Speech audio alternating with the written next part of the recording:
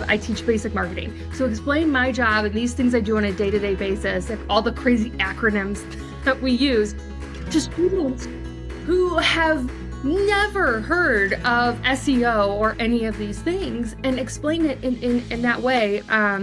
And when I think about an audience, I'm assuming in my brain, when I build a presentation, there are people that know absolutely nothing about ABM. And there are people that are currently doing it on a daily basis. Welcome to Future Fuzz, the digital marketing podcast. Welcome into Future Fuzz, the digital marketing podcast. I'm Vince Quinn, and today we're talking about ABM campaigns and speaking on stage. Joining us for this conversation is Brianna, don't call me Brianna Miller, and she is the Director of Demand Generation at Cohere Health. Brianna, welcome to Future Fuzz.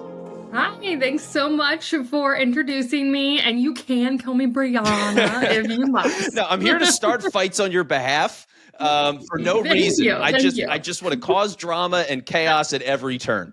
So I love it. Yeah. So, okay. Well, let's dig into this a little bit because when it comes to account-based marketing, I mean, part of this comes with just your position and really the market position for Cohere. So if you could just give people a little bit of background about what Cohere is and the kind of work that, and people you're, the kinds of clients that you're working for and with. Yeah, definitely. So I have been at Cohere Health since April. So I think that's about 6 months at this point. All right. Claps. I've been in, thank you. I'm absolutely loving it. I've been in the healthcare technology space though for over a decade. And Cohere is definitely a leading healthcare technology company, but in a kind of a new space for me because our platform is unique in the way that our buyers are payers or health insurance companies, but our users, our end users are actually the providers. So they're the ones we're really looking forward to be very, very happy with the product and how it works. But the payers are the ones that purchase the product. And our product is designed to improve the payer and the provider collaboration using AI-powered clinical intelligence. And so when it comes to the marketing side, then when you need to get the word out, I mean, what are the kinds of ways that you're going about doing that? Yeah, so like most in the healthcare technology space, our sales cycles are very long and very complex with a lot of decision makers. I think the number probably increases every year with the amount of people involved in the decision, but they're really big decisions that they have to make. So I understand that. And at the same time, there's also only so many payers. Or I was in my previous role, we were selling to hospitals and health systems. There's only so many hospitals and health systems. There's not, a random one isn't going to just pop up.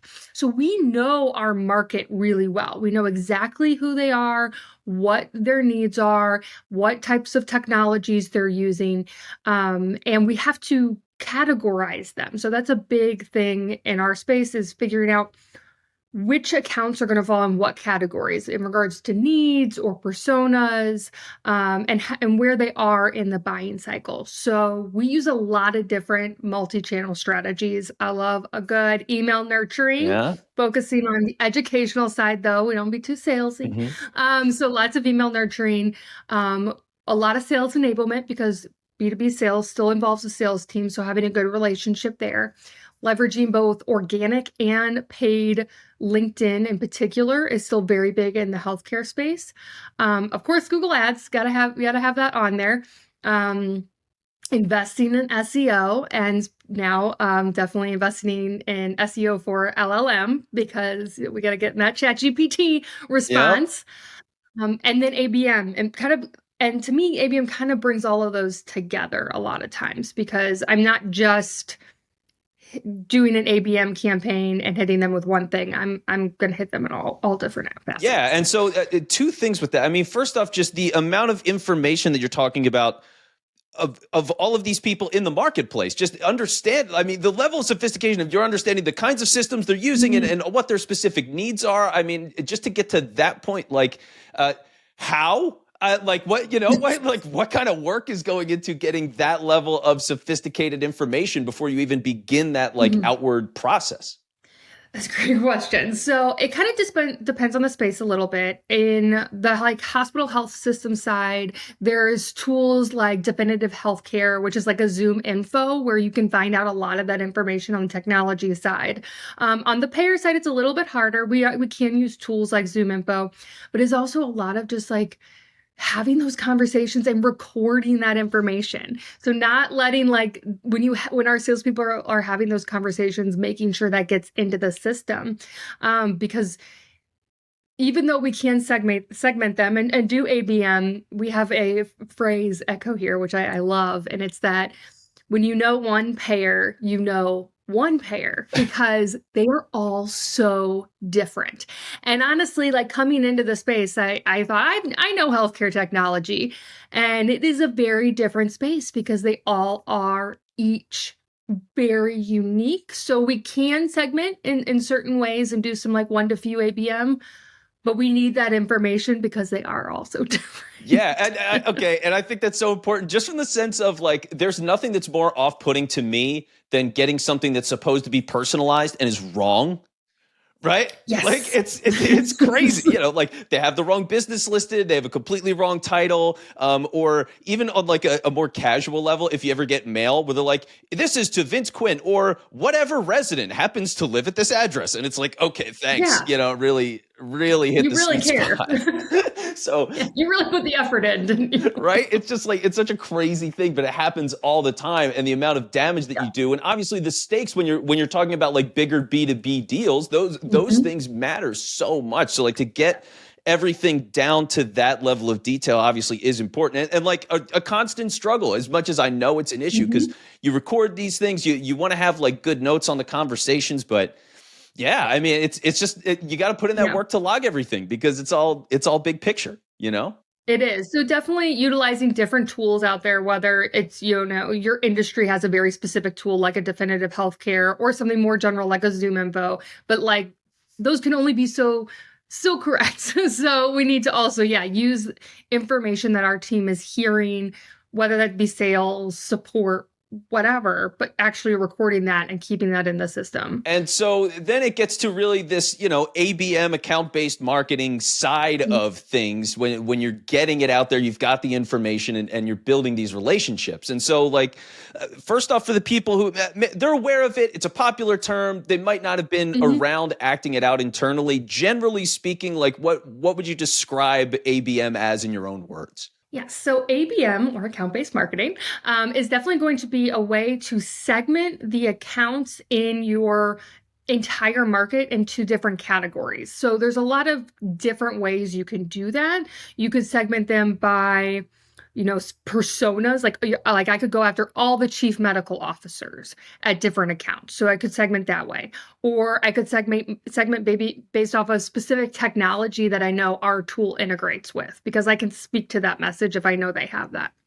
You could also segment based off of size. If your product is selling based to only certain size companies, or revenue, that's a great way to do it. And there's a couple different ways to do ABM as well. You can do one-to-one. So you literally are taking your company and you are creating insanely personalized content, ads, everything for one company. It's often using their logo, very unique messaging, much more costly. But it can be very highly effective, but very costly. You have one to few, which is usually like 10 to a couple dozen accounts. So more of those subcategories that we can at least try to get them into nice little buckets.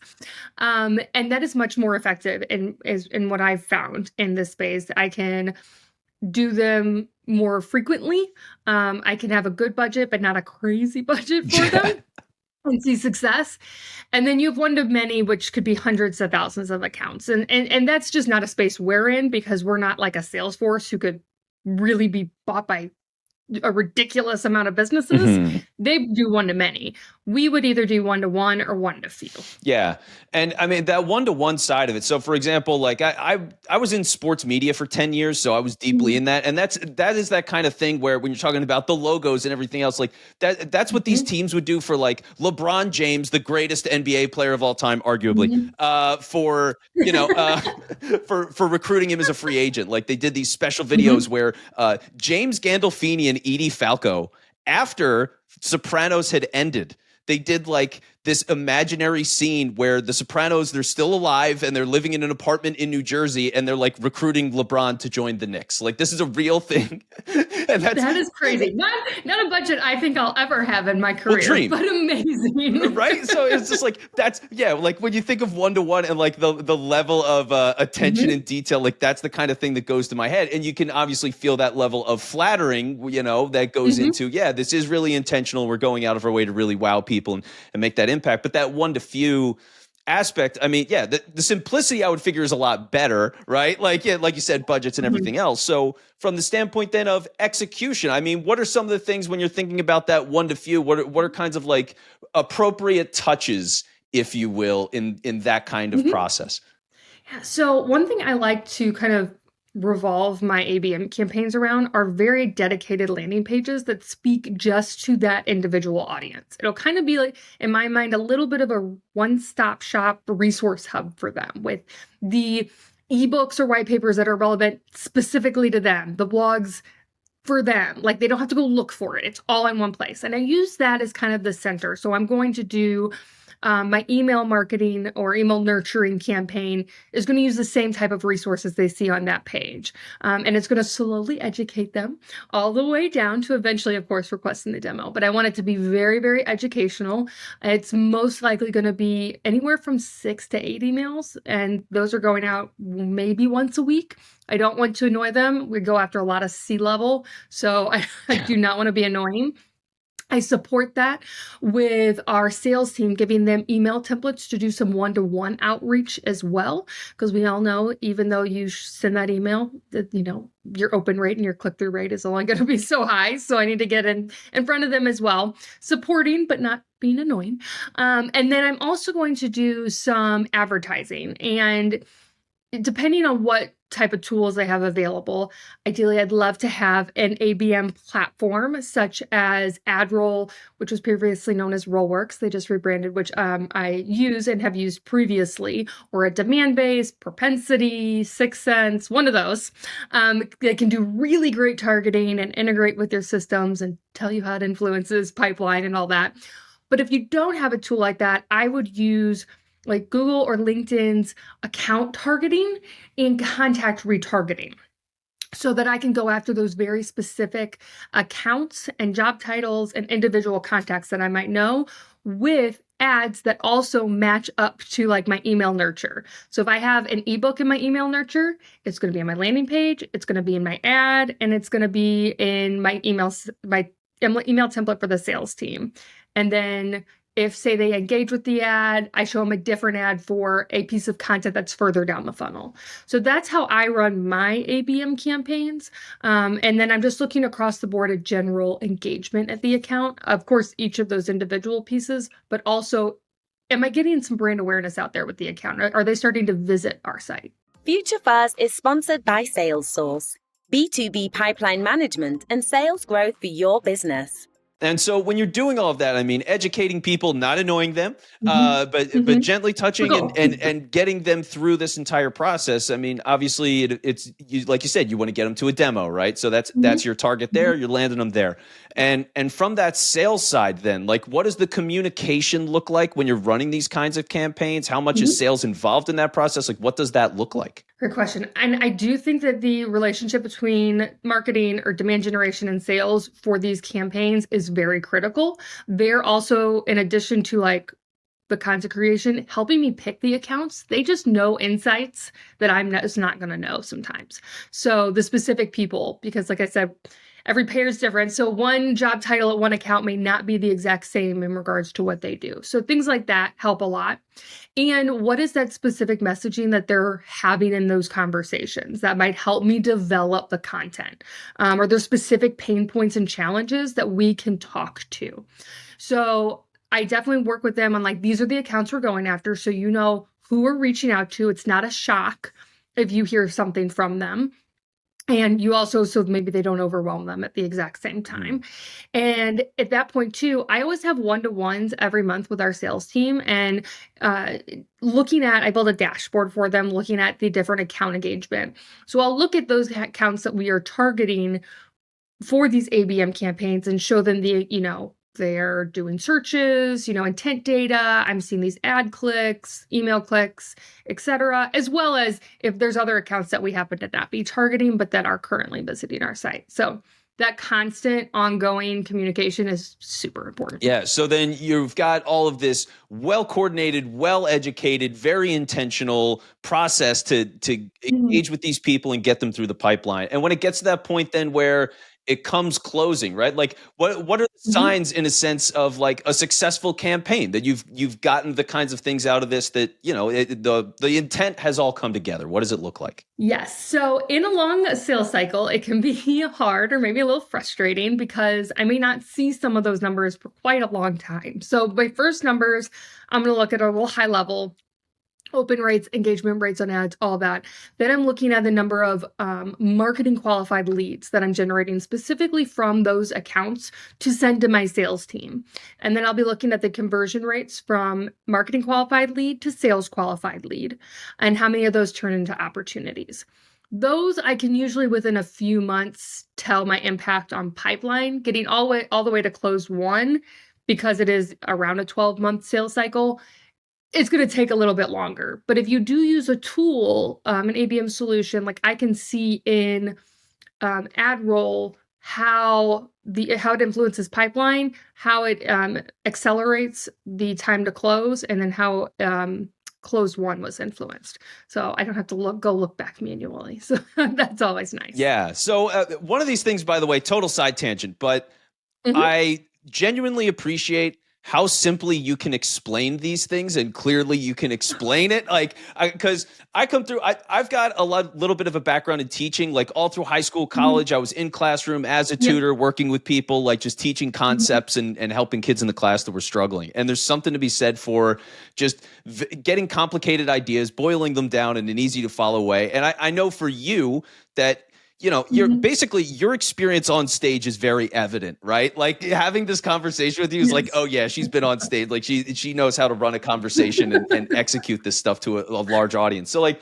I want to change gears and go into that a little bit because for a lot of people here, maybe they're asked to be on a panel at an event or they're asked to be at a webinar. They get the chance to lead a speaking engagement at some trade show or whatever it might be. They've got this opportunity to talk.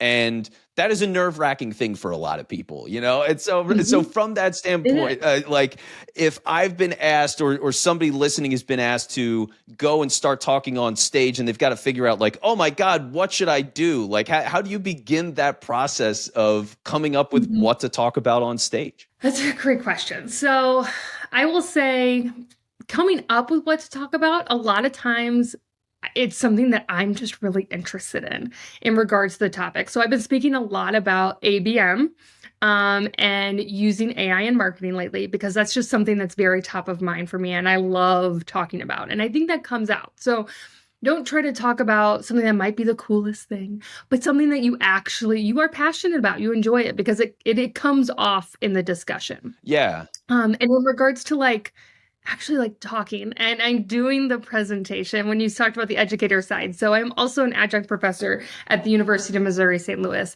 And I don't know if I was always as good at presenting, but I do think that it significantly helped because I had to explain my job. I teach basic marketing. So explain my job and these things I do on a day-to-day basis and all the crazy acronyms that we use. So many acronyms. To students who have never heard of SEO or any of these things and explain it in that way. And when I think about an audience, I'm assuming in my brain, when I build a presentation, there are people that know absolutely nothing about ABM.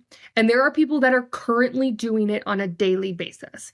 And I'm going to I know that I can't be the perfect thing for everyone, but I'm going to try to provide value in some way to everyone. I want it to be a session that I would want to attend if I was going to a conference. Like, we've all been to a conference where you leave a session and you're like, what did I just attend? What was that last hour like of my life? Like, I am hoping that someone at least takes something away that they can go back to work and actually implement. So that's kind of my process, is like, if I'm like, I would have liked to learn that, then hopefully someone else does as well. And that also helps, it come off as I think maybe genuine, I hope. Yeah, I think that is one of the real key things just in general with content creation too, right? Like for all of this kind of stuff, when you're doing like thought leadership pieces and things like that, it's just this idea of, what do you actually care about? What are you interested in? How are you showcasing that to people? Because we do get caught up, like you said, in these bigger stories. How can we do the thing that's trendy and talk about that? And like when you start to go down that road, you're ignoring your own intuition of what's important. And I think that's kind of a complicated thing, and it gives you value because, oh, Vince, well, everybody's going to those top popular things. You want to talk about that. I mean, sure, if like you truly are driven by it, but I think there's value a lot of times in saying, here's this popular thing over here that everybody's talking about. I'm going to be completely on the other side with this other thing that I find incredibly fascinating. And now you're leading that discussion in this space that is under discussed, rather than being one of a million people that's a source on that thing that's going on. Like, it's just, it's fun to be selfish in a sense. In a little bit, yeah. And also, as much as I love the amazing things happening in marketing right now, they're incredible. I also know, as a marketer in my day-to-day job, I can't always do the coolest new thing or take on the newest platform or whatever it is. So I want to have things that people can actually go implement. A lot of times, I feel like some big conferences, not to rag on them or anything, they're very inspirational. But to be able to validate why my company's sending me to a conference, or another person why they're sending you, they have to come back with something that they can actually use. So not just these abstract ideas, they need something very tangible. So I think that in regards to thinking about the audience, if you can do that, they're going to love you. They're going to want you back. They're going to want to talk to you afterwards. And that's one of those things, right? Yeah. Like when you're showcasing yourself in that way, and the expertise and making it so clear and being a unique voice, it is so much easier to be approachable and have people want to come up to you and talk with you about things. And whether that's a long-term relationship or a quicker business conversation, whatever it might be, but you've earned that because you've been unique and you've been authentic, and people learn from it and connect with it. Yes, I think they respond well. I enjoy sharing and talking about marketing all the time. So I've happened to find a space in public speaking that fits really well with that, but it's just for the fact that I would talk about marketing, whether somebody put me on stage or not. Yeah, which is why I'm glad you've joined this show. Thank you for joining this show. It has been such a pleasure to have this conversation with you about marketing. And so for the people that want to connect with you, where can they find you? Yes, so probably the best place is going to be either on my personal website, which is beingyourbrand.com, or on LinkedIn. So find me. I know, very generic name, Brianna Miller, but if you find me, I should pop up if you do Brianna Miller and marketing. There you go. All right. Well, Brianna, thank you so much for being on the show. Really appreciate it. And take care. Thank you for being here. Thank you so much. Great to be here. Thanks for tuning in and making the choice to listen to this podcast. If you liked what you've heard today, please don't forget to subscribe.